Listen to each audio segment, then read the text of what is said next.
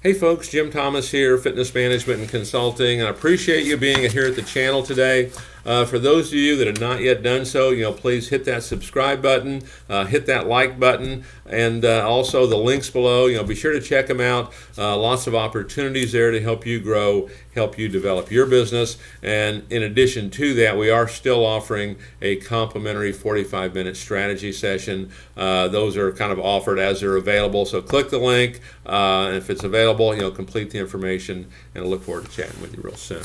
Now, our topic today, it's the hardest part of being a gym manager. And I know I was having this conversation with a gym manager the other day, and we were talking about this, and she said, yeah, this is the hardest part of the job, okay? And it's not always what you would think it would be, okay? And so I want to go through four things that, the feedback that we get that, hey, this is the hardest part of being a gym manager. So number one on our list is firing an underperforming employee. Okay. Now, I do have this belief on this that if we're making that right decision, this person really already knows it. They probably knew it before you did, that this was about to happen. And the comment that I would make on this, I remember a client had picked me up at the airport. I think I was in Chicago, picked me up at the airport, and we're driving. And he goes, Jim, I've got a question for you. How do you know when to fire somebody? And it's always a great question because it's a difficult question and it's a difficult thing. But here's the answer to that question. Here's what our job is. Our job is to give 100% of ourselves to make this other person as good as they can be. That's our job. Our job is to give 100% to help that person to be as good as they can be. And the second that you feel like you can no longer do that, that's when you need to let them go. I mean, I know over the years I've had folks that maybe were underperforming a bit, but man, I still believed in them, still thought they could do it, and I was still able to give that 100%. And they made it. They did well. Or, at least we went that extra yard to help them do it. But then in other cases, we had other folks that they became so difficult to work with, so frustrating to work with, that you couldn't give that 100%. But that's when you know to do it, okay? Our job is to give 100%. If you feel like you can't do that, now's the time. The other thing, too, I would just comment on is when you're doing the firing, it's not about the person. We can still love the person, we can still like the person, we can still respect the person. It's just, it's the performance. And if you're having regular communication, it can make this a little bit simpler for you. Number two, it's handling conflict. Between employees, handling conflict. And I'll give you an example of one of the most common one. It's, in the sales department, and a sales made, and somebody else immediately says, hey, well, that was mine. Okay, that's the one you most commonly see, for folks that are really trying to produce. And so much of this, it comes back to having a proper process, having policies in place where, hey, if that's your lead, great, let's see the follow-up on it. If you can show me that you've been following up, you've been communicating, you've had appointments with that person, indeed, maybe it is. Maybe it wasn't just a simple walk-in that a person wanted to get started. But if you talked to that person 90 days ago and there's been no follow-up, well, maybe not, okay? So a lot of times I like to let the process do it. The other thing that I like to do is, we actually created an arbitration form. And so if we get conflict with employees, we'll have them complete an arbitration form, kind of stating their case, and we'll encourage them to kind of work it out on their own, because if it does come to me, it does come to the arbitrator, it's one way or the other. We're not going to divide this thing up. And a lot of times we can get them to kind of settle these disputes on their own.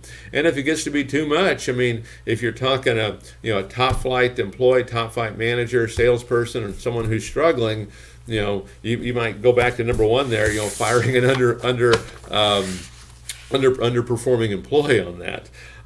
Number three, dealing with a dishonest employee. And I never forget, again, we were at a client's club, and we're sitting there, and of course everything was video monitored, right? And we're watching them, pilfer, power bars out of the retail shop, okay? And so, dealing with dishonest employees, and boy, you got to be honest. I mean, if we can't trust them, there's going to be a problem there. And I'll tell you one of the things that's interesting about this. I got involved in a project one time that they had a guy there, and they said, Jim, this guy probably needs to be fired. And I thought, well, okay, well, I want to meet him. I want to chat. And so I went in to meet him. I thought, man, this guy, he's got more talent in his little finger than most people do, on their entire body. The guy has a lot of talent, but they didn't really feel like he was always honest. And it wasn't like he was stealing power bars. It was just kind of how he represented things, to the customer. And I sat down with him, and I said, look, here's the deal. And I just laid it out. Here's how we want this presented. Here's how we want it done. And if you don't do it that way, you're not going to be able to work here. Okay, it's pretty straightforward. Okay, and so we go to work. And this gentleman, he became a top producer. I mean, nobody could beat him. I mean, we had several clubs in that territory, and he did really well. And we were talking. I was talking with ownership, and they were commenting about how well he was doing. And I was in there one day, and I was talking to him. I said, hey, what turned things around for you? What changed things for you? And he goes, well, Jim, it's when you had that conversation with me, you scared me straight. And I said, what do you mean? I scared you straight. He goes, Jim, nobody ever had that conversation with me before. That's the first time I'd heard that. And it scared me. And so I was going to do it the right way. And so, sometimes on this, are we doing everything we can, kind of going back to what I was talking earlier, are we doing everything we can to help make this person a success?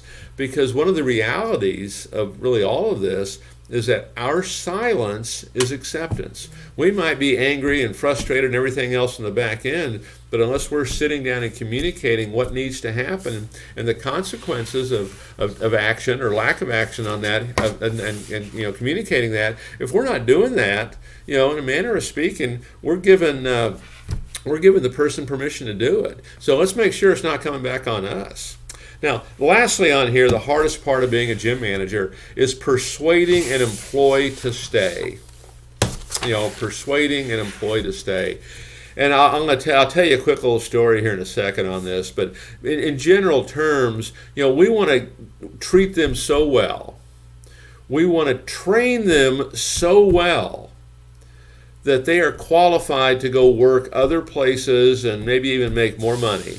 But because we treat them so well and we train them so well, even though they can go do those things, they don't want to. Okay? And so, that's generally speaking, that's kind of what you try to do, is we really want to train and develop them. Okay? But I'll never forget, we had a club, and we had an employee who, he was doing okay. He wasn't really meeting his potential. And he came in to me one day and goes, Jim, I'm going to quit. I'm just not getting it done, and I want to quit before you fire me. And I said, look, you might be trying to give up on yourself, but hey, I'm not giving up on you. I think you can do it. So I'm not going to accept your resignation. He looked at me and goes, what? I said, yeah, I'm not letting you quit. I'm not accepting your resignation. You're here. And in the end, he ended up staying in the industry for over 10 years and did a nice job, did a really good job. So in my sense, I just simply said, no, I'm not going to do that. But persuading people to stay. And part of this, I think, it's understanding, hey, do we know what their powerful why is? Why is this important to them? Do we know, are they allowed, is their voice heard? Do they feel respected? Because in so many cases, the grass is not always greener, and we want to be able to, hopefully point those things out. But I would suggest doing all these things well in advance, showing people that they're appreciated, showing people that they're valued, so that hopefully it never reaches that point in time where you have to convince them to try to stay.